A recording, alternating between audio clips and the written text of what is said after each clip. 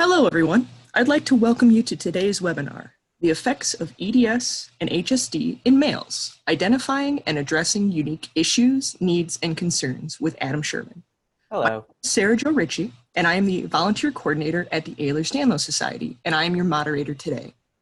This webinar is part of our ongoing series, Living with EDS and HSD. This is how today's webinar is going to work. Webinar attendees will be muted at all times during the webinar. However, you are able to type any questions you may have throughout the presentation into the question box at any time. Adam will not be able to see or respond to any questions until the Q&A portion at the end of their presentation. Please do not send your questions more than once. It will not increase your chances of having your question answered. It will only make it harder for us to sift through the questions to make sure we are able to get as many of your questions answered as possible. Adam Sherman earned his Associate of Applied Science degree in nursing from Oakland Community College in Waterford, Michigan, and continued on to complete his Bachelor of Science degree in nursing at Oakland University in Rochester, Michigan.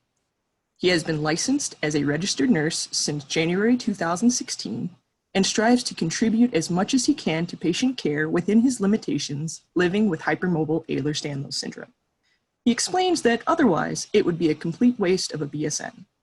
His passion and knowledge for helping others led him to the creation of this webinar in hopes to synthesize research, standard knowledge, and common sense to explore how biological, anatomical, environmental, and psychosocial differences can create unique challenges for males built with the connective tissue of EDS or HSD. Adam's goal is to raise awareness, trigger greater discussion, offer suggestions for improving patient and self-care, and perhaps make our male zebras feel a little less alone. Adam grew up in Glendora, California, and feels honored to currently reside in Bloomfield, Michigan with his cats, Sasha and Shlomo, who graciously give him the privilege of living with them. Thank you so much, Adam, for putting together this webinar. And thank you. So we're going to start. I'd like to make some, let you know some basic assumptions. Obviously, everyone's experience with EDS, HSD is their own, and everyone has their own experiences and some symptoms, maybe not others. So for this webinar, we're just going to assume that, that the males are going to have some reduced proprioception, weakness in various sphincters, autonomic dysfunction, which despite not being a diagnostic criteria is certainly very prevalent, pain, fatigue, the usual, and issues with the vascular system, especially in this case, and certainly there's vascular EDS. I'm going to be focusing on more of the venous system, which can cause things like venous insufficiency and dysfunctional valves that cause blood pooling. Obviously, there's going to be some reduced muscle strength with hypotonicity, and most of this webinar, unfortunately, because it is applicable to a greater majority of the population, and because there already is so little information, it's going to be focused more on cisgendered men or males, people who are assigned the male gender and sex at birth and still continue to find that congruent. I'm also probably going to end up using EDS when referring to EDS HSD just for simplicity, but know that when I'm saying EDS, I am acknowledging everyone in our group. So I saw this picture through my Facebook feed, and it just seems so perfect in terms of how I feel and I imagine others feel with EDS. And in a way, it doesn't make too much sense because really with Ehlers-Danlos, the Tin Man would be everyone else, and you'd be the flexible one.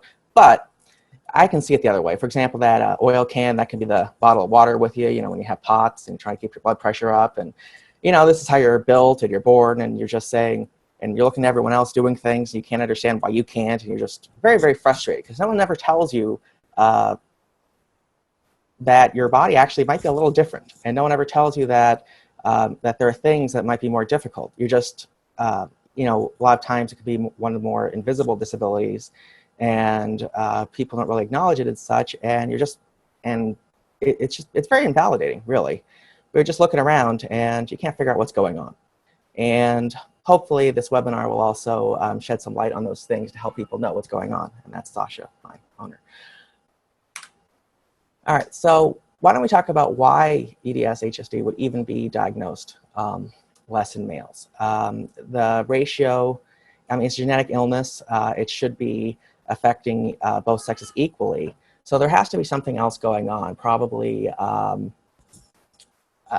hormonal factors, biological factors, possibly even prenatal factors, and other genes that are all affecting each other to create the phenotype, where males are probably going to have a little less severity and less likely to be diagnosed.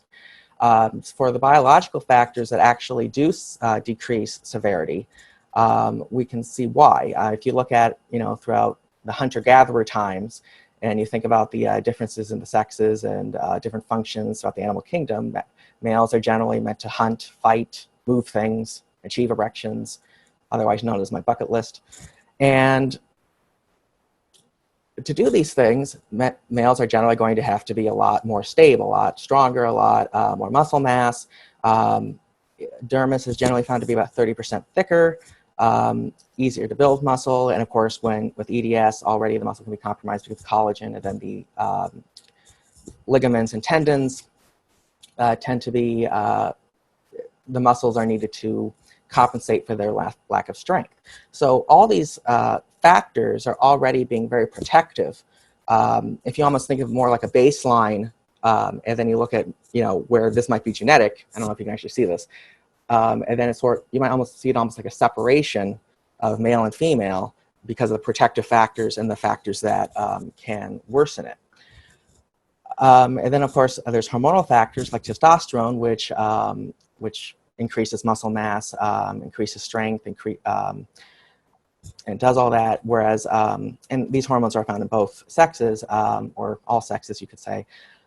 The estrogen, progesterone tends to cause more of a relaxation of connective tissue, which does make sense when you think about the necessities of childbearing. But we're going to be talking about males, and we also want to know why, even if there are protective factors, why is the diagnosis rate still so much lower? I think some studies show that really the ratio tends to not be too skewed in most of them, but in hypermobile EDS, the most common and the one without a clear genetic cause is probably more heterogeneous. There's probably several genes or maybe different subtypes within it. But for right now, we know that the ratio can be as high as 9 to 1. And since there's not a clear genetic test and it is made more on clinical grounds, then it would seem to make sense that there's probably that bias and other factors can come into play in terms of diagnosis. So when we think about males, one thing we learn in nursing school is that males tend to be less likely to seek healthcare services just for the sake of being male. And for that matter, when it comes to EDS, and we'll talk about this more, a lot of the problems can be related to things that could impact sexuality and other issues that relate to a sense of masculinity. So there can be some shame, embarrassment, some self-blame, and other things that might make a male less likely to seek health care.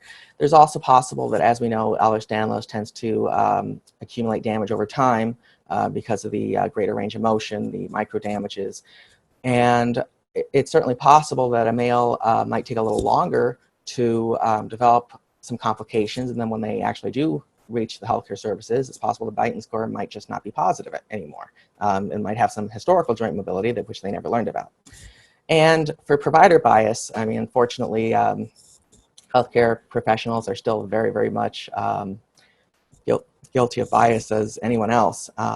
We try our best to learn tolerance and learn about other cultures and everything like that, but at the end of the day, there's still probably going to be some bias in terms of the stereotype of, oh, you just need to man up, the pain might not be taken as seriously. And actually, that's something I do want to mention specifically, because a lot of times females, there's a issue with female pain not being taken as seriously. And generally what that means more so is that the overall cause and will not be looked into as much.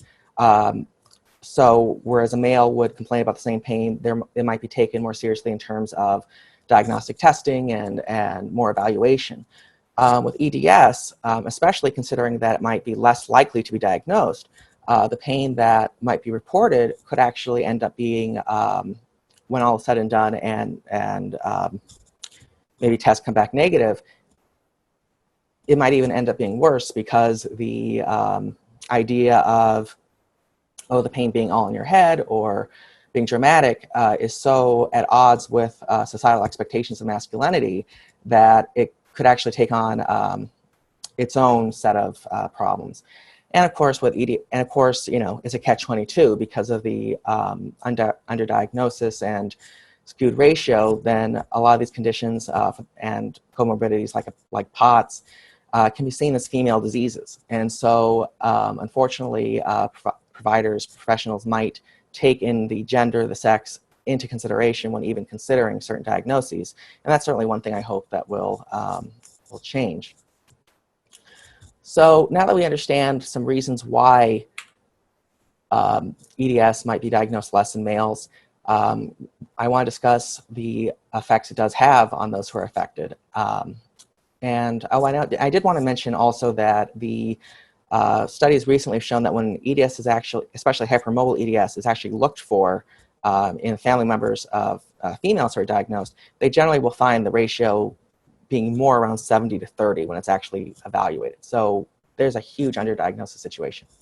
Anyway, so we're going to be talking about some anatomy: testicles, penis, prostate, bladder, pelvic floor, and the rest. I like the rest because, you know, sort of like the Gilligan's Island, you know, the movie star and the rest. Yes. Anyway, that's the rest.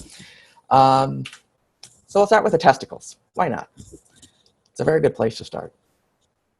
So as we talked about, we're going to assume that there's going to be some autonomic and vascular dysfunction. And unfortunately, with already there being so little research into EDS, the research for males in particular are, you know, quite scant. So we're going to have to just extrapolate from other research and make some assumptions here and hope it turns out all right. But one thing we do know is that with dysfunctional blood flow backing up, there could be issues with congestion within the testicular circulation, which can end up creating decreased size in the testicles, and which have also been shown to be correlated with a reduced testosterone level. Since this would be expected to be more chronic than than someone in the general population without EDS, and probably more bilateral, it might make sense that you might not see that unilateral smaller testicles you might see in someone else. You might see a generally decreased size, and this might actually have an effect on a male sense of masculinity. If you think about in society how often we associate testicles, and for that matter testicle size, with bravery and bravery. If you think about how many times we hear the term, oh, he's got some big balls there, something like that. So this, unfortunately, if this does end up decreasing the size, can affect a man's sense of identity.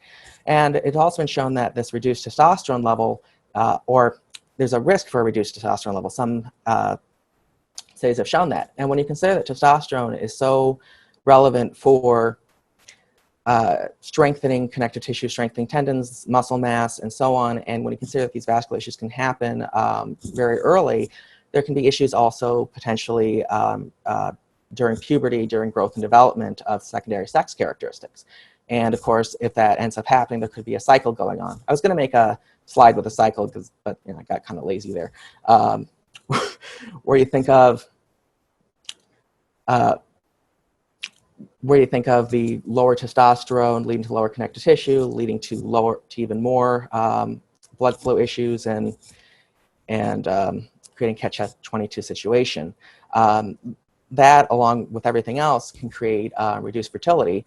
And other reasons potentially for reduced fertility is with autonomic dysfunction causing problems with scrotal retraction and changes with distance from the body.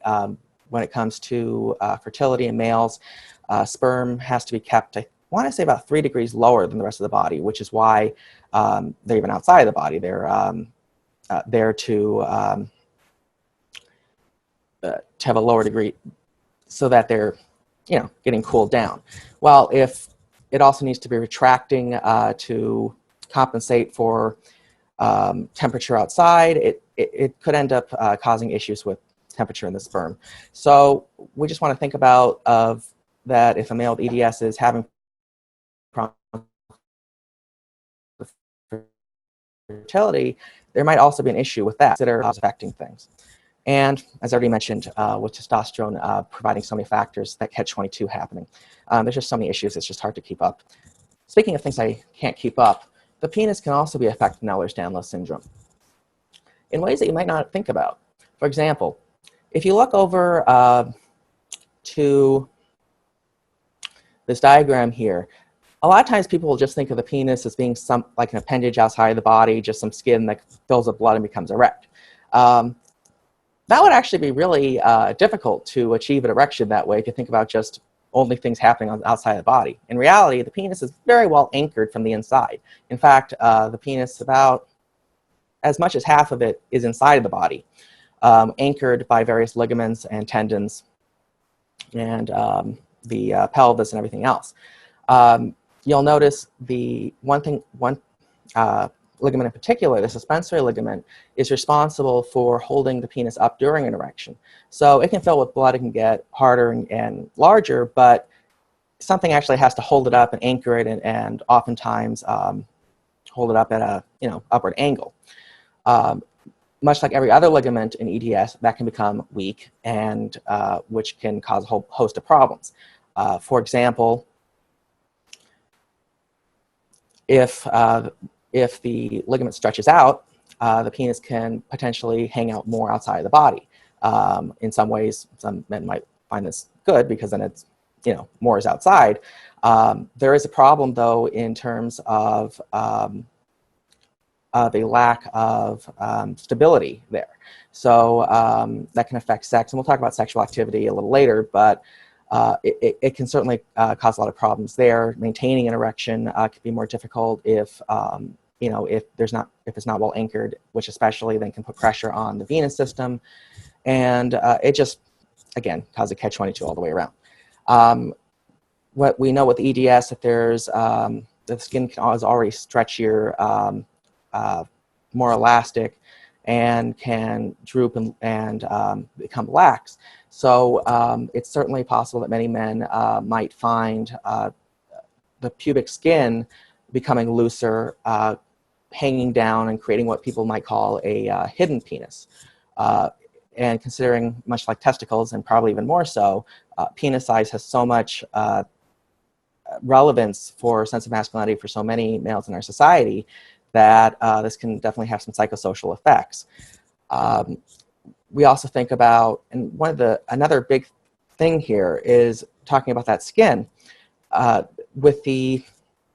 There's a higher risk of impaired skin integrity. It's certainly possible to get abrasions much easier with the weaker connective tissue, cuts, scrapes, abrasions with rubbing, which what happens during sex, and those breaks in the tissue can create a higher risk of genital infections, and for that matter, STDs, which we'll talk about. And we also think about, with anything, impaired wound healing. So in this case, when it comes to the penis, we have issues with circumcision, and it does make you wonder, because since infants are generally circumcised as much within a week of being born for the most part, if males aren't being diagnosed with EDS until later, it does make you worry and wonder about what that might mean for any infants in terms of healing there. So that's another reason to bring greater awareness. And while this is actually a slightly different problem, priapism, which is an erection that does not go away. You remember those erectile dysfunction commercials, call your doctor if erections lasted for more than 4 hours.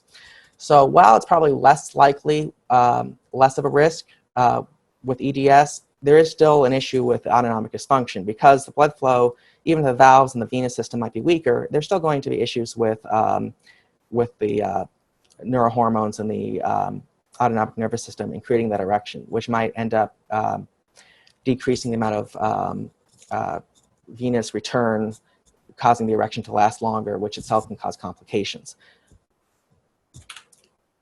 And the rest. Well, wait, no, the rest is later. All right, so, well, for right now, prostate, bladder, and pelvic floor. So one thing, this is really kind of theoretical at this point. There's more and more recent studies looking into the cause of prostatic hypertrophy, enlarged prostate. And one thing they're finding is that, well, one of the questions they wanted us to figure out is why is an enlarged prostate going to be more common in older men, yet it's who probably have reduced androgens, reduced testosterone, reduced male hormones, yet why is it enlarging in them? And the way to treat it is by blocking those same hormones that they have less of. Why wouldn't it be happening in younger men? You would think the risk would decrease. Well, one of the things they're finding recently is that it's probably because if the testosterone, and really most sex hormones, are in the blood, they're floating around, they're connected to serum proteins, and for the most part, they're inactive. I think 1% of the testosterone in the blood is even active at any time. So when they're measuring testosterone levels, they're generally including them with the serum proteins. However, if you look at how close everything is, in the testicles, it hasn't gone into the blood and been diluted yet. So if there's venous insufficiency, if there's venous congestion, backflow, that testosterone that's being originated directly from the testicles can back up directly into the prostate completely undiluted. So it ends up being as much as, so if there's 50% less in the blood, there could still be essentially 50 times as much coming from the testicles because there's no dilution. And that's one of the things that they're finding. Again, this is very brand new, very recent, but what is interesting is that they're now in trials for surgical procedures that involve ligating and cauterizing what are essentially varicose veins in the system there. In the same way that they ablate varicose veins in the legs, they're finding that if they block that backwards blood flow, they've actually been able to treat BPH. The reason that's in trials, it's of course something to consider when you're discussing with your doctor various surgeries, because again, wound healing, any surgery of the prostate is going to have greater risk to it. It also makes you wonder with those finasteride, Proscar, dutasteride, Avodart. Those are used to reduce the prostate size because they block the conversion of that testosterone to its more potent form of DHT that's mostly active in that prostate there. Now, any medication and again, this is not medical advice, any medication, especially when it's more preventative, like finasteride often is, would be, the doctor's going to, or provider rather, is going to be doing any kind of evaluation of the risks and benefits and decide for a person individually the factors why this medication might be appropriate, why it might not be. So while this certainly isn't a suggestion that someone with EDS should be taking something, what it is saying is that it might be something to mention to the doctor as just one more factor when they're considering the right treatment plan for you. With other medicines for the prostate, they involve alpha-1 blockers. Most famous one is Flomax. There's anticholinergics and Cialis, which is also an erectile dysfunction med. With the problem here is that all these are, well, alpha-1 blockers and Cialis are vasodilators. So, and then the anticholinergics, well, they're not so much vasodilators, but they do cause some orthostatic intolerance. So, and we'll get more of the medications later, but an issue with worrying about men with enlarged prostate and the medications they might be taking, not that they shouldn't take these meds, and certainly they might be appropriate, but again, with the factors that the doctor or provider might be weighing, it's just another factor when deciding on the right treatment plan. Another issue is that a lot of males without EDS, it doesn't matter, are diagnosed with what they would call chronic prostatitis. The other term for it is lower urinary tract symptoms. And What I find interesting is that then there's also diagnosis of interstitial cystitis, which I also believe is somewhat common in EDS, but interstitial cystitis is generally associated more with females. But when you actually, and this is what studies have been evaluating recently too, is when you look at it, the symptoms are pretty darn similar. Is it possible just because men tend to have a prostate gland and those symptoms are often seen in prostate issues, is it possible that there's either a misdiagnosis going on or that there's a shared pathology that no one's really evaluating during the treatment? Because quite frankly, the treatments for all of this is pretty disappointing as for right now. But the reason that it's important to bring this up is because interstitial cystitis does still have a different treatment. So for males with EDS who are being diagnosed with chronic prostatitis, it might be something else that the doctor may want to evaluate in terms of what's going on. Similarly, any medications, they might want to take that into account. One reason is that oftentimes people with chronic prostatitis, even if and they're finding more and more that oftentimes it's not bacterial, but a lot of times males will be diagnosed with bacterial prostatitis given antibiotics empirically, which is basically there was no real proof of it, but we're going to give you antibiotics. We assume that's what's going on. The problem there is that there's a lot of toxicity with antibiotics, especially as they're finding more and more lately. And this is a lot of times they're finding some mitochondrial dysfunction with EDS, which might be responsible for some of the fatigue. So we worry about the mitochondrial effects that we're now finding with antibiotics, and also especially things with like Cipro, the quinolone antibiotics especially are now being associated with tendon rupture and other effects that would be especially important for people with EDS. So again, I'm not saying not to take antibiotics. I'm not giving you medical advice. What I am saying is that consider this diagnosis and consider this with your provider when evaluating the right treatment plan, when evaluating the right medicines, because there are factors here that are going to be affected that the provider might be good for them to have knowledge of. One other thing I wanted to mention, and this is just like with the penis size, testicle size, I personally imagine that there's, as strange as it is, a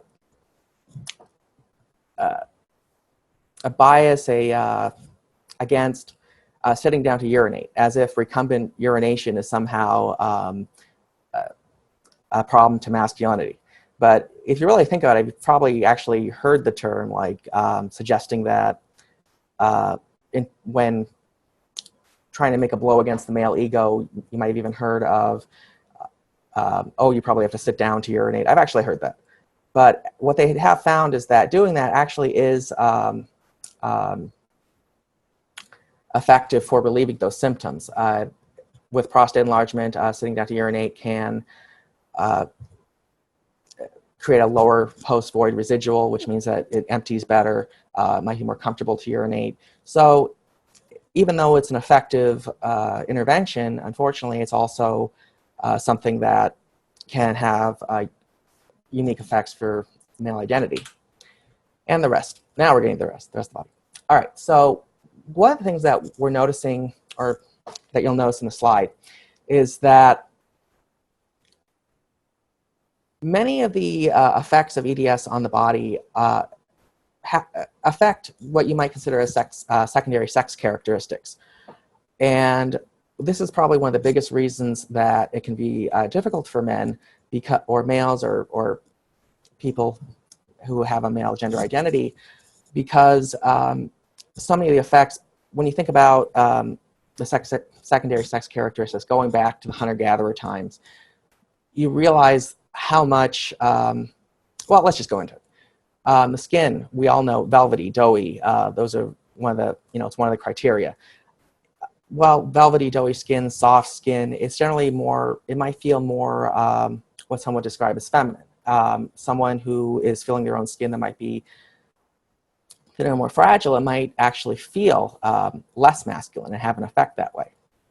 Speaking of the thinner skin, this doesn't necessarily mean that that body hair is any thinner. So you might have a level of body hair that would be more average for males, but very thin skin. So it might be causing a lot of difficulty when it comes to shaving. Skin might be much more sensitive higher risk of abrasion, especially on the face, which already has thinner tissue. And if you think about that, since most males on average have 30% denser dermis than females, already the shaving supplies for males are probably going to not take that into account, or no, they are taking that into account. So you have to take that into account when you consider you're buying shaving supplies and looking at possibly the most sensitive shavers, ones that you may just have to have some stubble, and especially during puberty, when a male's skin is hopefully getting somewhat thicker, and if it might be especially difficult. So you think about, teaching your son to shave or something, there might be more to it. And as we'll get to later, it might be possible that the son might not want to say anything and find it very uncomfortable. And then we're talking about acne. Now, when we think about acne, males and females can have the same severity of acne, yet males are having much higher levels of androgens, testosterone, that generally drive that sebum production and drive that acne. You would normally think that males would have significantly worse acne, yet it doesn't necessarily mean that. And one of the reasons is probably due to that thicker skin. So again, if you're having that thinner skin with levels of androgens that are in the male range, it's certainly possible to create a much more painful, severe cystic type acne. And then, of course, with the thinner skin, the treatments, especially considering that you would want a stronger topical, for example, well, actually Accutane but when you think about the treatments, again, skin is thinner, much more irritating. So it's just, puberty wasn't pleasant for me, I'll just say that much. Anyway, you might also have issues with the feminine fat distribution. A lot of times with hypermobility, there's lipedema, which is because of issues of the lymphatic system, much like the vascular system being stretchier, and the lymphatic system might have more drainage issues. For reasons they don't quite understand, can actually affect the deposits of adipose tissue. And since the lymphatic system would generally be in the lower body and what they might call the gynoid regions, it's certainly possible that males might be more prone to developing a less masculine fat distribution, a fat distribution that's more focused in hips, thighs, a buttock, because of that reason. And certainly this is all theoretical. Again, there's so little research on everything, but also going to cellulite, because again, weaker connective tissue. Cellulite is not really, it's not really obesity. What cellulite is the a weaker fascia, weaker connective tissue that's holding the adipose tissue in. That's why weight loss can even make cellulite worse for some people. So it's certainly possible, and there aren't really any studies into this, but again, having to extrapolate, it's certainly possible that males might be more prone to a more feminine fat distribution, which in itself can, again, lead to difficulties with their gender identity and self-esteem. We talked about hormone issues from before with the lower testosterone levels, potentially, and with fat, the way, again, males and females both have estrogen. Estrogen is created by the enzyme aromatase, which is mainly found it's found other places, but a large source of it is in adipose tissue, fat tissue. So generally, the more fat someone might have, the more aromatase they have, which means the higher estrogen levels they have. So, and that aromatase activity can differ in different places. But with gynecomastia, it's certainly possible to have male breast development. And with gynecomastia, there's tremendous amount, and this is where I'm extrapolating everything else. Gynecomastia, there's tremendous amount of studies and research into its effects on male self-esteem, especially during puberty and adolescence when that often will happen. So, and we know from all this research that gynecomastia, male breast tissue development, which oftentimes isn't even, not as striking as it might be for a female, it causes significant distress. So if and that's just for gynecomastia. So if you're looking at all these other things, that's why I'm able to offer the possibility that this research is relevant to so many other issues that a person with EDS might face. When we think about how much athleticism is involved in a male gender identity, we can see why poor muscle size, definition, and tone might affect male self-esteem. And one of the reasons for this, aside from the actual structure of the collagen, of the muscles, aside from the actual energy and fatigue, there's also that issue of not knowing how to properly exercise and move, and getting strains. You can, which is one of the reasons it's so important to understand, well, we'll get to that later, but for PT, because it might not even be possible to build muscles to the best potential without knowing how to actually do it, which might not be taught in the same way, which might not be relevant in the same way to someone with EDS as it might be to people in general. Going to the gym and just starting to pick up things might not have the same effect if a person with EDS has no idea that their joints are loose and that they need to hold them differently. And proprioception, so physical activity, lack of coordination, difficulties with, football. I mean, geez, how many times have we seen those parents fighting at Little League games? That's how. The point is that that can have an effect on it. And another thing, and personally, I think this is what vocal cords. Vocal cords are connective tissue. And they can be weaker or more fragile or more flexible as well. When we think about males having a voice that tends to be more monotone, it might be, you think about those, the stereotype of the boy going through puberty and his voice changing and, going to different registers. And it's certainly possible that might continue, or at least have greater variance, which can also, I mean, for me, cause some teasing. I know that much. But the upside is that there's also a greater ability to sing, potentially. So consider that. I personally have a 4-octave singing range. So I couldn't go into show choir because of the proprioception. But the point is, I enjoy singing. And as the only person willing to listen, it's been very well received. Now, this slide doesn't really have much relevance to me because I am celibate by choice. Everyone else is. But for those who find it relevant, let's talk about sexual activity. One thing, and again, this goes back to definitions of masculinity and the societal ideals of masculinity. We think, even going back to biblical times, look up the story of Lilith if you get a chance.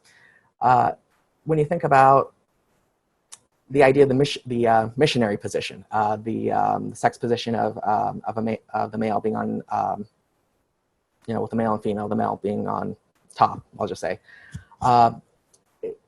That's a lot of work on your on your cardiovascular system to maintain all that blood flow while you're prone, you're facing down. So when there's a lot of autonomic dysfunction going on with EDS, with let's say POTS, a lot of times the most comfortable position is going to be supine. So if a male with EDS generally prefers to be supine during sexual activity, that can that actually has a connotation that for some that might be a connotation of a problem with their masculinity. Not to mention the pain and fatigue and other issues. And then going back to before with the ligament laxity in the penis, now you're having two issues going on. It might be more comfortable to be supine or lying down, lying on your back performing sexual activity, but then it isn't very well anchored. So then it's not being held up.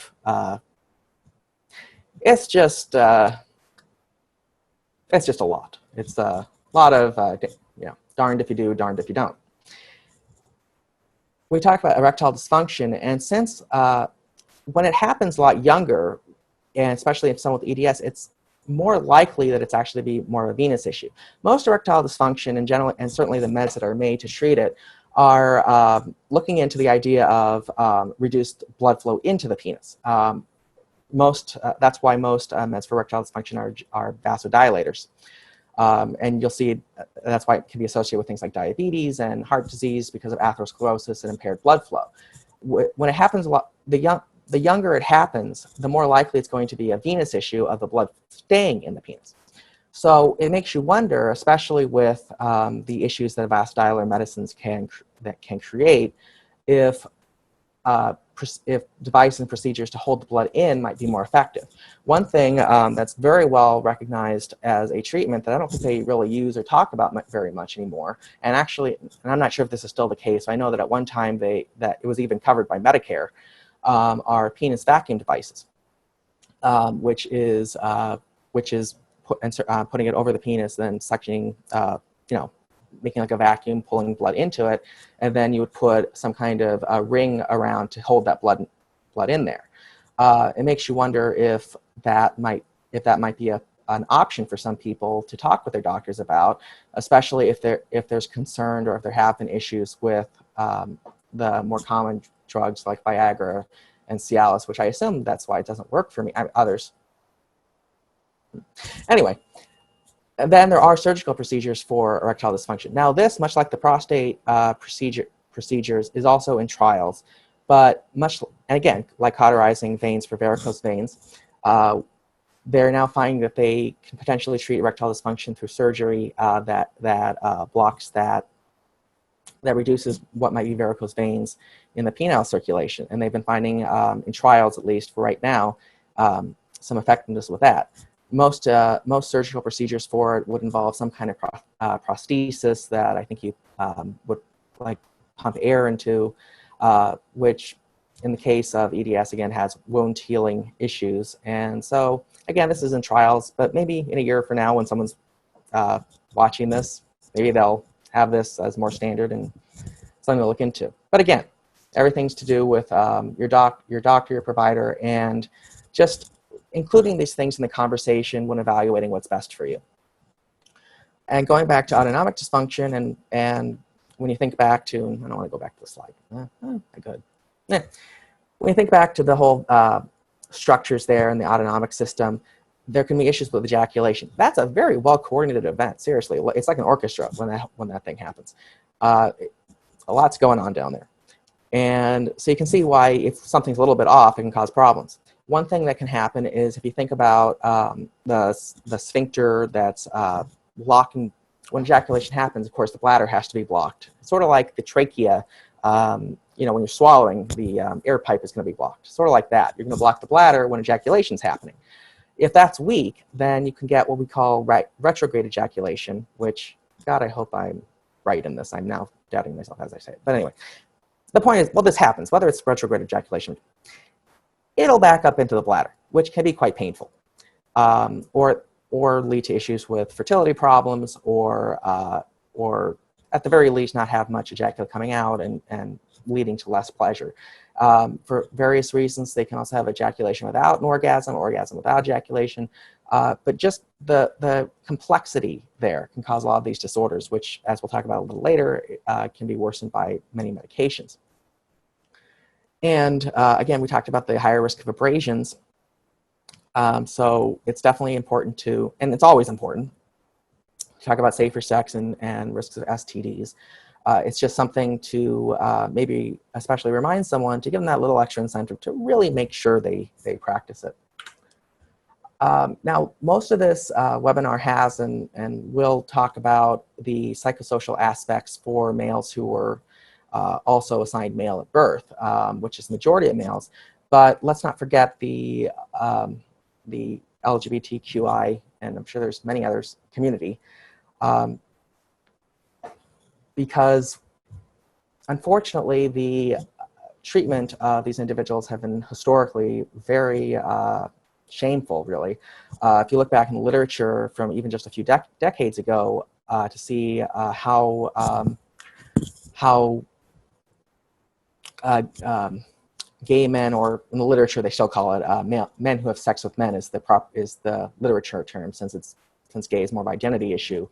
But you'll see back in the 70s, before they even called HIV, or before they came up with the word for AIDS, since it was first identified in the gay community, they would call it, the very first term was GRID, which was gay-related immune dysfunction, which no one in their right mind would ever do for any other population group, even in illnesses that are predominant in a certain population.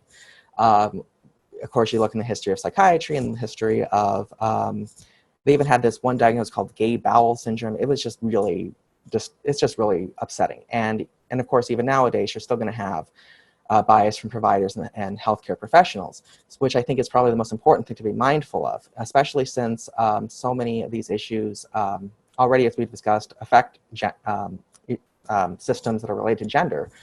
So anyway, getting off on that tangent. When we look at the gay community, men who have sex with men, we now have something called PrEP, in this case, Truvada. There might be more approved later on for the same purpose, but at least for right now, there's Truvada that can be taken by a person that does not have HIV and prevent them from becoming infected if they were to be exposed to it by a person that was HIV positive.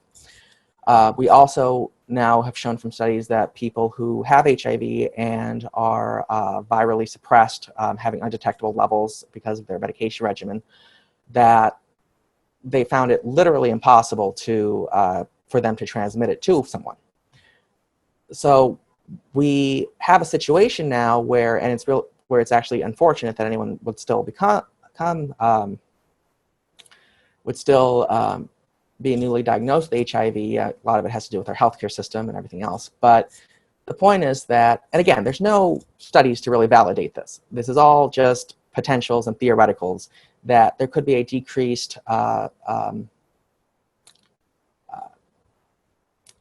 vigilance in protecting oneself and in utilizing safer sex.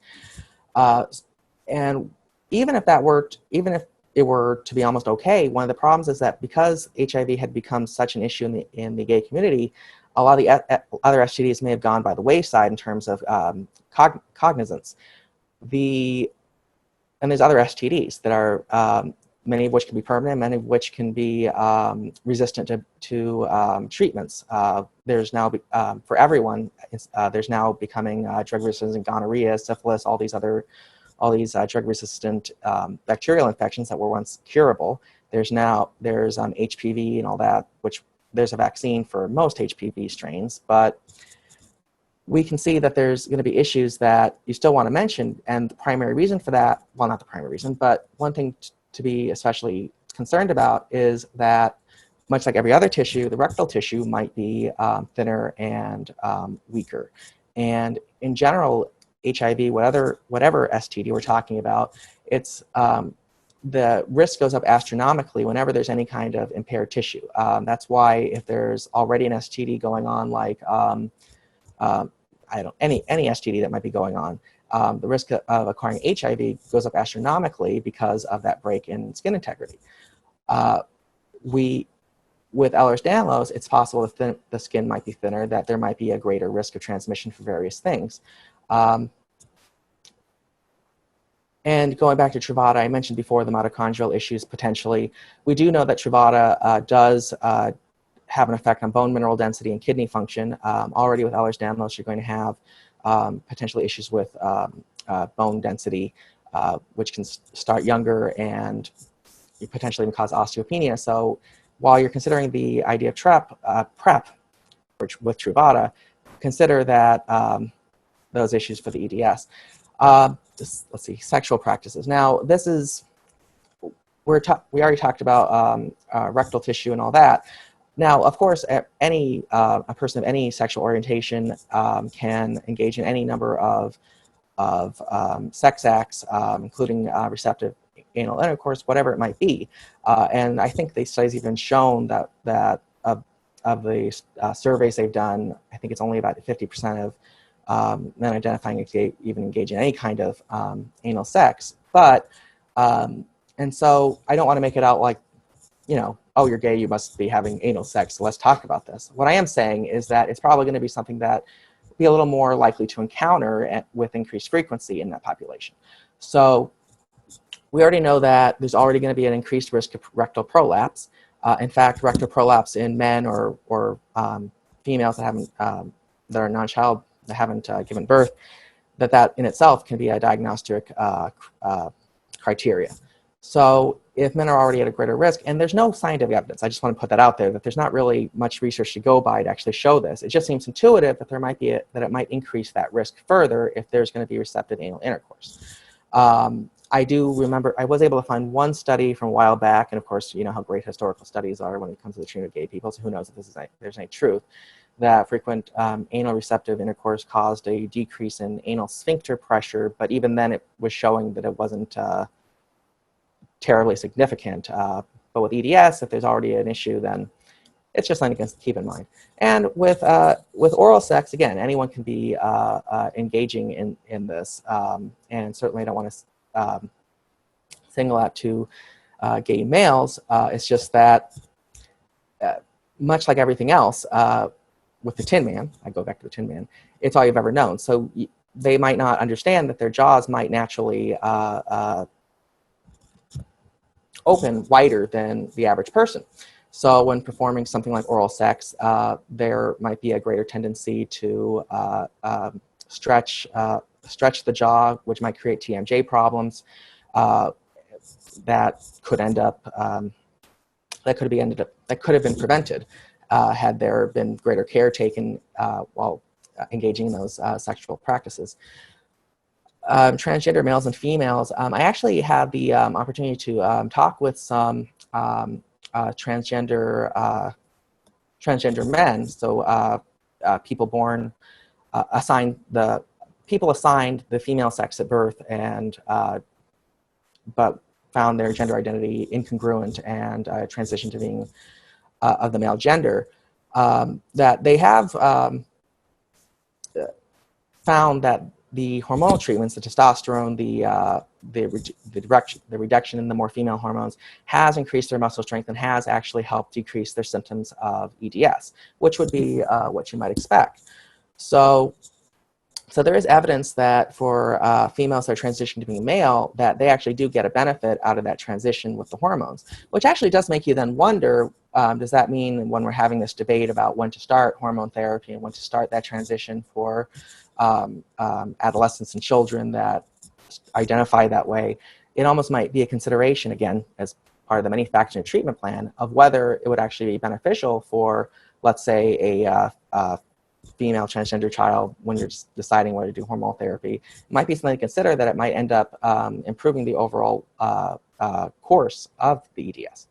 So it's just something to keep in mind. On the other hand, then if you have a male, a person assigned the male sex at birth and transitioned to being female, so a transgender woman, then there's also that issue of, even perhaps if they had, I don't know, maybe you might call it latent EDS or subclinical, or symptoms that weren't particularly severe, that they might be expected to get more severe or to become prominent with that reduction of testosterone, with that increase in those other hormones. That you might want to take that, consider that when designing their treatment plan and when preparing them for that transition, that they might actually have other underlying health problems that might actually worsen, that aren't related, that go beyond just average risks of hormones, that are actually related to the underlying illness and how they're affected by them. With non-binary individuals, I don't have much to say. Unfortunately, there's already so little information here, but really, I mostly just want to say, you exist, you matter, and please give us your experience, because I'm not too sure where to go with this. All I know is that so much of the effects can already have an effect on the gender identity and the sense of self, that for a non-binary person, I imagine that might have some effects, and please let us know what they are. Be heard. Same for intersex individuals. Now, with intersex individuals, there's a lot of misconceptions. It used to be that people that were born intersex, at the very least with ambiguous genitalia, or genitalia or secondary sex characteristics that aren't that are at more variance than the average. It used to be that they were just given surgery immediately. They came out, the doctor decided what they'd be, and that's what they were. And it was unfortunate because oftentimes it led to surgery that was oftentimes just unnecessary, and who knows that the doctor made the right choice. It doesn't consider them, and it's been shown to just cause a lot of problems. And research and especially the WHO and the national organizations are advocating to delay or just not perform any kind of procedures, at least until that person can make a conscious choice, and instead giving validation to them as an individual, and potentially and hopefully, and I'm glad this is finally happening, a third sex or gender option on things like birth certificates and other areas. But anyway, when you think about intersex individuals, there's already so much going on with gender identity and society, and I just imagine that this might add one more complication. It makes you wonder. When you think about the effects of EDS on secondary sex characteristics, it does make you wonder: could you even potentially look into the help that and advice being given to intersex people, and possibly even extrapolate that and apply it for the psychological needs of males with the syndrome? It's just a thought. But the point is that while this is only one slide, and I hope I covered some things, and hopefully someone will pick this up further, I just mainly want to say you matter, that you exist, and we want to hear you, and you matter. I feel like that came out sarcastic. It wasn't, I promise. So there are certain meds that you might expect males to be using more so than others, that males to be using more than, let's say, females, or, well, antidepressants, everyone's using them. But they're certainly going to have effects on the autonomic nervous system. Almost all of them do, since the autonomic nervous system is using the same neurohormones as are used in the brain. One of the most commonly complained about side effects is the effects on ejaculation and orgasm and erectile dysfunction. So already you have the EDS going on. Antidepressants, you might just want to think about, might have even more an effect. You may want to consider, as part of your treatment plan, when you're discussing with your doctor various issues, maybe include your EDS and one more thing when choosing the right medicine if sexual dysfunction is an issue. Then we talked about erectile dysfunction meds, where most of them are vasodilators, if not all of them. Cialis, Viagra, Levitra, they all work by blocking the breakdown of nitric oxide, which itself is one of the most powerful natural vasodilators in the body. So it increases the, artery and venous diameter, more blood flow gets through, compensating for any kind of blockages or any other reasons. Then there's also ones you can insert. I think one's called Muse. It's actually an insertion into the penis.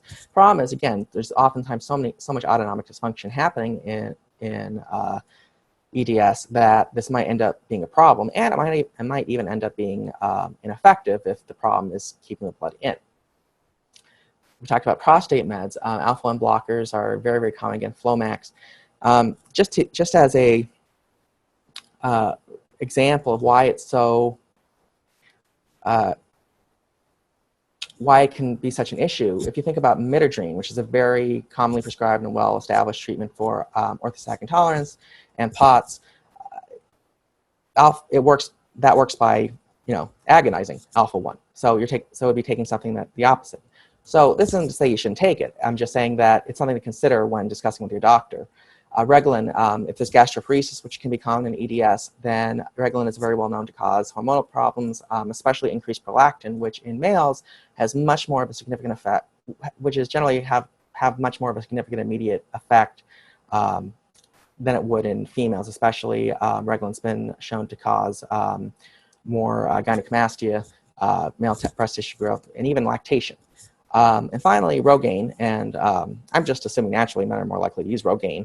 And Rogaine for men, in compared to the female version, is 5% versus 2%. And it just makes you wonder, if there is thinner scalp skin, would there be a greater systemic absorption? And remember that Rogaine is the same active ingredient as it's minoxidil, which is also used as an oral blood pressure medicine because it's a vasodilator. So it is something, again, vasodilation, potentially for systemic absorption. So what are the implications here? I think that it's been well discussed how these issues can affect men, not just with their unique anatomy, but also just with societal ideals of gender roles and secondary sex characteristics and what it means to be a male, and just in that identity and self-esteem. And there's so many things that without having more awareness, without understanding better, could potentially affect males on a psychological level in ways that many people might not consider. So what I think that one of the most important things is, and this could go, is remembering the potential for shame, embarrassment, lack of access to healthcare, and it being all anyone's ever known. It's certainly possible that they might not say anything. They might just think this is either natural or something's going on with them, or not realize it's something to bring up. So that's why it's important to have that awareness, so that as a member of a support group or a support system or a healthcare team, to know that these issues are possible and that there's things you can take from that, and potentially there might be other issues. Certainly there has to be a lot that I haven't addressed so far, but just to think about that. So instead of waiting for a male to mention, let's say they're having issues with maintaining erections, and they just don't understand why their med's not working, and you might want to discuss, well, it's possible it might be hard to keep the blood in there. This might be a better option. Or they might not think to say, I'm having difficulty with these sex positions, or I feel, or for that matter, just thinking of saying that they're having issues with their sense of masculinity, or lack of. And what I think one issue is that, again, going back to how much athleticism is associated with masculinity and sense of self, so often providers and professionals will recommend exercise and say, oh, just diet and exercise and take on this sport or whatever it may be. And again, not knowing that there's anything different, and with all the advice out there given to the general population that might not have these hypermobility issues, it might not end up being effective. So it might end up being where they're trying to exercise, even despite fatigue and pain that they assume everyone else has, and they're not holding themselves correctly because they don't know they need to, and it just becomes very, very futile and very, very setting up to fail, which only worsens the self-esteem, assumes that there's something wrong with them, and at a certain point there has to be realistic expectations so that it isn't just where it's not just feeling like it's your own fault all the time. If only I exercised more, if I worked out more, or if I ate this food and not this food. And after a while, you have to accept, for your own sanity, that there's a very significant genetic underlying condition that you're going to have to work a lot harder on. You're going to have to work a lot harder, and it's still not going to be as great of an outcome as someone without it. And I think that providers need to understand that connotation of exercise and working out and everything like that on the male gender identity, and that self-esteem that may not be thought of.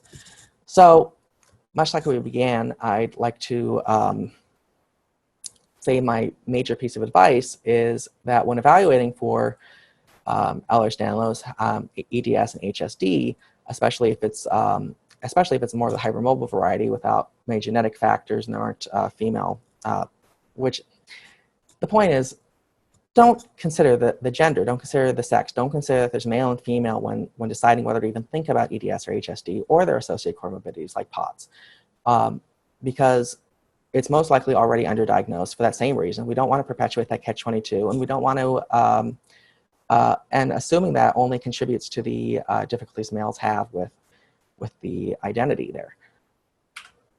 One thing I will end on this with environmental factors, because we do know that despite EDS, HSD being genetic, that there's a lot of other factors influencing those genes and how they end up presenting itself.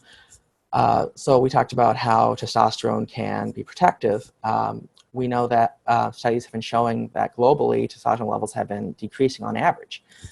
We know that fat tends to increase estrogen, which relaxes connective tissue, and we know that there's certainly an obesity epidemic going on with, and with sedentary lifestyles. You know, there is something to say about at least I mean, there is still deconditioning going on. So even if it might be harder to build muscle with EDS, it's certainly going to be, you're still going to have less muscle mass if you're not, you know, out and about. Then there's environmental estrogens. They're finding that certain intersex conditions, I can never say this word right. I want to say hypospadias, where the urethra on the underside is not the end of the penis. That's generally associated with environmental estrogen exposures, for example, and that's been increasing. And so all those factors could increase biologically, at least the severity of males who are affected. And we also know that with that society is changing their attitudes about gender. We hear so much of this webinar has been you could almost associate with what might end up being what they call toxic masculinity, because so much of, really it is, but because it is so ingrained, it's still something to address. But with our changing attitudes, hopefully males will be more likely to seek health care, and providers will have less biases that might increase the rate of diagnosis and the greater awareness that we're trying to get across. So I'd like to thank the Ehlers-Danlos Society for giving me this opportunity to provide you this information. Thank you so much, Adam. Our webinar was fantastic and extremely informative. We already have a few questions in, but before that, I just want to say we have a lot of thank yous from everybody, whether it's men, whether it's moms. One of the comments we received was, I just want to thank Adam for addressing these male-focused issues, even when it could feel awkward to discuss some of the topics. As a mom with a teen son with hypermobile Ehlers-Danlos syndrome, I'm planning on sharing this link with him once the recording is posted, in case there are things he has or will experience that he's not comfortable with talking to me about. And that's very important, yeah. That is phenomenal, and thank you so much for that.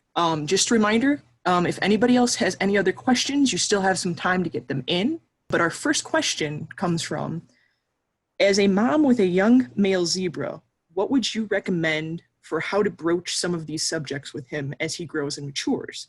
I know everyone is different, but what approach or what way should I go discussing this with him? What would you like to have discussed when you were younger? I would have just liked to know, I would just like to have known any of this. I would have liked to have, I wasn't even diagnosed until actually just a few years ago. Before that, I was just diagnosed with what happens to many people: fibromyalgia, chronic fatigue, depression, all that stuff. It was because of the lack of awareness. It wasn't until I won't go too far into it. But my point is that none of these things were ever even considered as, I never really brought these issues up because I didn't know that they were issues. I just knew that I saw everyone around me, and I'm wondering, much like the Tin Man, why is everyone else able to do this? Why is no one else having problems with this? Why can other people work out and build this muscle? Why is it that with me, and now of course I know it's because I'm not even holding myself correctly as I were to do it. But I just wish I had known. And I guess as a parent, you may just want to be the one to tell them what's to be expected. Because if this is all you've ever known, then all that's going to happen is you're just going to be very frustrated and confused and looking around you, not understanding what's going on. And I think that also it probably would have helped had I been diagnosed with it earlier. So certainly, being aware of EDS and being aware and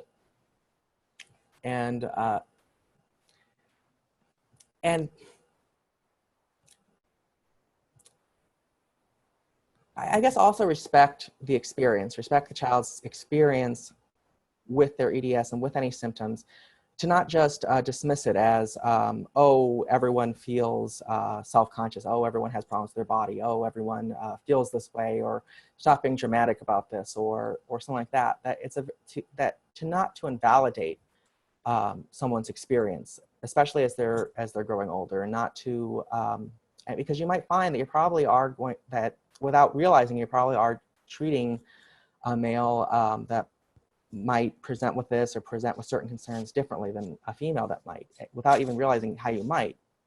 So just give them the information. Just let them know that some of this stuff isn't normal. Some of this stuff is normal, and some of this stuff might be experienced differently, and that it's okay, and not to give those unrealistic expectations of, things will turn out fine. Oh, you'll grow up and this is just something to deal with right now, or whatever it may be. Validate the experience, validate the identity issues that it might be affecting, and hopefully, again, with greater awareness, support from others, or for that matter, support from any mentors. But I think the biggest issue is just letting them know they're not alone, and what they're experiencing is valid. Thank you. This is a question we had from a couple attendees. Mm-hmm. Do you have any tips on stabilizing the SI joint during sex, especially when the male is the one that's supine? Well, when supine or prone, because supine would be on your back and prone would be on being facing down. But I'll say I don't have too many ideas. I mean, my guess would be maybe an SI belt. I would imagine it might again be easier if it was lying down, because then there's more support to the hips you can use. If you're prone, being on top, it would probably just have to just be probably more conscious effort into it, and I would just try the SI belt, see if that does something. I don't think it would get in the way when you consider where you're actually putting it. Alrighty, we have another question. I experienced increased issues with EDS after age 45. Do you think this might be related to testosterone levels or other things? It could be. There certainly, connective tissue is very, it's surprisingly responsive to small changes in hormones. When you think about all the studies showing, at least in females, the joint laxity and a greater risk of joint injury in sports based on where they are in their monthly cycle, you can see just how responsive tissues can be to those hormone changes. So that's certainly possible. That could play a role. It's certainly a reason that you might want to discuss with your doctor. It might be a reason to get your hormones checked, and it might be a reason another factor to put in there for when your provider is considering any kind of hormone therapies. Not that you should get it because of that, but one more factor. Another issue just has to do with age. Remember that EDS, with the weaker connective tissues, there's more wear and tear, there's less resistance to damages, so there's going to be more, there's just going to be a more, I can't think of the word, but the point is that at a certain age, and the age is different for everyone, a lot of these things just sort of come together and they reach like a critical mass, and then function can decline when everything comes together and you haven't been working on PT. And a lot of times, unfortunately, this is when people end up being diagnosed, is when that happens, and they weren't given that chance to prevent all this stuff. So I would say that, so to answer your question about hormones, I would say that it'd be a good reason to see your doctor and get your hormones tested, and be something to consider as part of your treatment plan when considering hormone therapy. And also to consider that it just might be the course of the condition as damages build up over time. Thank you. We actually have a few questions about vasectomies and EDS. Mm-hmm. One was, I had a vasectomy before I was diagnosed with EDS. Do you have any ideas how this can relate to your discussion on testicular prostate crosstalk? And does it have an effect on hormones and EDS? It can. I think there have been some studies showing some correlation with hormone changes in some men that have had vasectomies. One big thing that happens is that the sperm are still being produced. All that's happening is they're just not going anywhere. But they end up building up. They have to be, and to take care of that, the body often will create anti-sperm antibodies, so which creates almost like a little bit of an autoimmunity there. So it is certainly possible that this could end up affecting other tissues. And with EDS, there's already an issue with increased autoimmunity for various reasons. But but that could end up causing immune reaction, potentially causing inflammation that might affect the testicles, that could affect hormones, that could end up causing a catch-22. And again, and then if there is inflammation down there, which would be expected at least somewhat, then yeah, that can weaken things all in the area. And speaking of vasectomies, of course, you're going to, for anyone considering it, of course, there's always the wound healing issues. And I mean, it's certainly possible that the surgical procedure itself might have affected some connective tissue, sphincters, all of that. But I would definitely say that it is possible that there could be a correlation between the two. I can't really think of any advice in terms of treatments or really what to do about it, and I certainly wouldn't say that you shouldn't get a vasectomy because it could worsen your issues. But yeah, it is something to consider. It is something to explore. Awesome, thank you so much. Do you have any general recommendations for males with hypermobile Ehlers-Danlos syndrome and an alpha-1 deficiency? Which one was alpha-1? Is that, let's see. Are you able to look that up real quick? Because I know what that is and I just forgot real quick. Hold on. Let me see if I can find it. Alrighty, while Adam's looking, if anybody has any last minute questions, we're gonna start wrapping this up very soon, so get your questions in now. It was alpha-1 deficiency, right? Yep. Oh, okay. Alpha-1, wait, no, that's different, sorry. Wait. Was it alpha-1 antitrypsin? The question just said alpha-1 deficiency. Well, assuming they mean antitrypsin. Mainly what I know is that it has to do with a deficiency of a hormone that blocks the action of another hormone, which is alpha-1, and honestly, not much. I just know that when it comes to EDS, that there is an increase in lung capacity, which can be coupled with a weaker diaphragm. So if we're talking about lung issues, then I honestly am not really sure if I can think of anything, unless other than that there might be an issue with diaphragm strengthening being important for it. Yeah, the question was clarified. Antitrypsin. Antitrypsin? Yeah.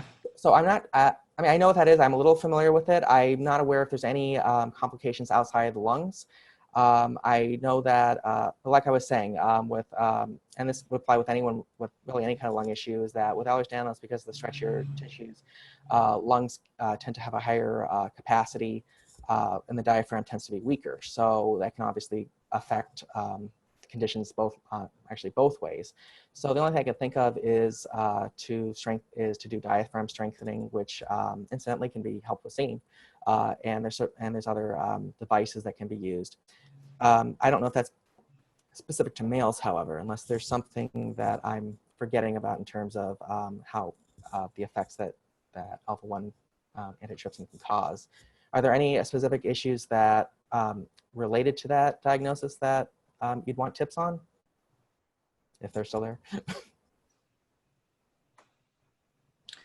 Not seeing anything yet, but we can always go back to that if they clear it up. All right. Another question. My son has EDS. His symptoms began at puberty. He is very disabled by it. Will some of his symptoms decrease as he gets older? He's currently 17. There's not really a short answer to that, because intuitively, because of the way that EDS works with the higher wear and tear, one would think that it would actually potentially get worse. However, there's also, especially at that age, especially into your 20s, there's greater opportunity and incidence of building muscle strength and growth. Many males continue to develop musculature and other secondary sex characteristics well into their 20s. So in that capacity, it can certainly, there's certainly opportunity for improvement, especially if there's knowledge of proper training forms of training, PT, how to hold oneself while building that muscle. The reason that it probably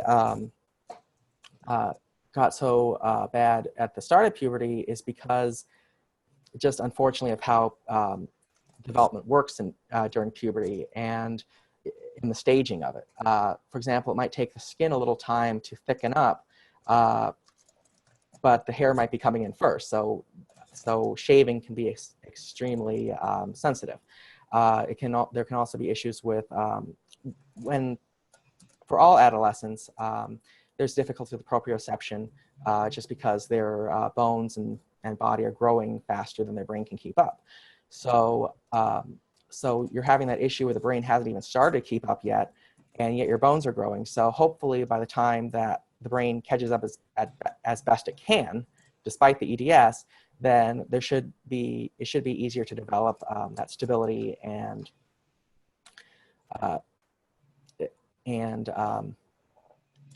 control over your joints, and that should help decrease symptoms. So I think a lot of the answer to your question is just learning how to live with it, the body and brain, nervous system catching up to that sudden growth, and the continuing muscular development, which considering that the greatest opportunity to build that muscle and build that strength is probably now into the 20s, to get some very good PT and education and starting now. So yes, I think that it can improve, and I think that there's a lot of likelihood to improve.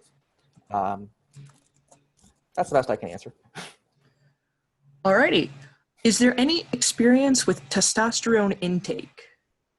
Well, I know the experience with, well, not, from what I've discussed with transgender men, men assigned the female sex at birth and transitioning male, I've heard them often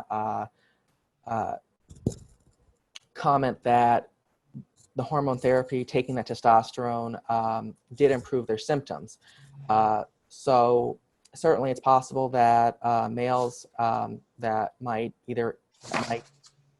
increase their own levels, or especially if they're hypogonadal or anything like that, it's certainly evidence, at least from there, that treatment with testosterone or levels that are, to bring them up to normal levels could have an effect on improving the symptoms. So in terms of experience, I can only tell you what I've heard from transgender women or transgender men rather, that have taken testosterone and have had improvements. To tangent off that question, are you aware of any research that is specifically looking at experiences of trans people with hypermobile Ehlers-Danlos syndrome? More hormone effects, surgery, pelvic floor issues? I can't even find research on men with, on cisgender men with Ehlers-Danlos, and I wish there was, and I hope that there will be, but I am not aware of any research, and I did try to look very hard into it. The best I can do, much like with what I've had to do, it's just a matter of extrapolating the research that's already, the small amount of research that's already there. But hopefully this will spark some. Another example is chest masculinization. If someone who has already had chest masculization with EDS, is there a greater risk of essentially needing to redo the same procedure? There's always, for any plastic surgery, for any wound, there's always a higher risk of needing to, of there being impaired wound healing issues and needing to, redo it, to have it redone. One would assume that there'd be a greater risk of drooping with all body tissues, the same way with the lax tissue with the penis. With the lax skin there could be a greater propensity for skin and the chest to droop down, which would create possible need for revision later. I mean, obviously that risk would exist with anyone, but it's just something that be more likely in someone with EDS. Not sure if that answered the question, but I would just say that for any surgical procedure, including the male masculinization surgery, that there's going to be a higher risk that it would have to be revised or repeated in the future. Alrighty, unfortunately, that's all the time we have for this webinar. Again, thank you so much, Adam. Your webinar was extremely informative, and if anyone would like any more information about anything that was presented today, please check out our website for more resources and information. Feel free to give our helpline a call or an email, and definitely consider signing up for our newsletter if you haven't already. It's a fantastic source for the most up-to-date information and upcoming events. Our next webinar will be on July 24th at 2 p.m. Eastern Time. We will be having Lauren Puryear presenting on genetic testing and diagnosis of EDS and HSD. You can look out for the sign up for our next webinar shortly. Technology permitting, this webinar should be available on our YouTube channel within the next week or so. If you found this webinar helpful in any way, please consider hitting that like button once the webinar is available on YouTube, and also subscribing to our channel so that you can be alerted to when we're uploading our newest videos. There is also a donation button on our main YouTube page. It's thanks to donations that allow us to continue to provide programs like our webinars, along with other great projects and research we're undertaking. Once again, Adam, thank you so much. Thank you for having me. I hope that you've had a great impact and you've started a wonderful conversation on the effects of EDS and HSD on males. I hope you have a great day, and I hope all of our attendees have a wonderful rest of your day as well.